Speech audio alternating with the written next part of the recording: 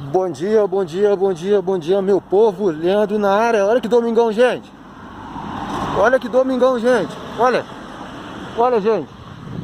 Tenho certeza que você pegou, nem acordou ainda, nem levantou da cama ainda. Eu tenho certeza que você nem isso não fez. Te desejar um bom dia, bom domingo com a família, pai, mãe, filhos. Como é que vocês estão? Final de semana? Tranquilo? Na paz? Aquele cardiozinho em jejum? Bora? Tá tudo bem com vocês? Gente, queria deixar um recado para vocês aqui de novo. Eu estou querendo que o participante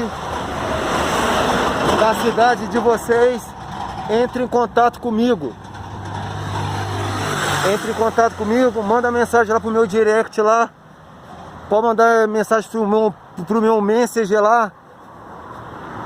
Entendeu? Deixa o recado seu lá. Se você for representar essa cidade, que até então só tem 4 cidades, só tem 4 representantes até que me mandou as mensagens só, que vai representar. Agora a sua cidade vai ficar de fora, hein? A sua cidade vai ficar de fora. Será que a sua cidade não tem nenhum representante para representar vocês no grupo da caminhada, não? Ué, não é possível. Saúde, gente. Qualidade de vida. Vida fitness. Vambora. Tá na hora, gente. Bora, bora, bora.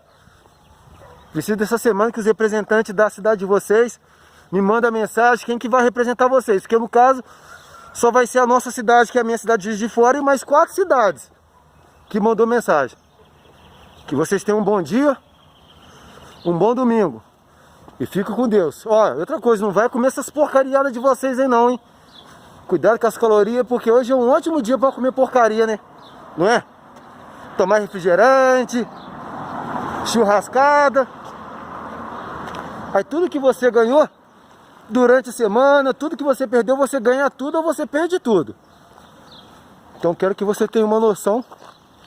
Nesse final de semana eu desejo um bom domingo para vocês aí, tá? Fica com Deus.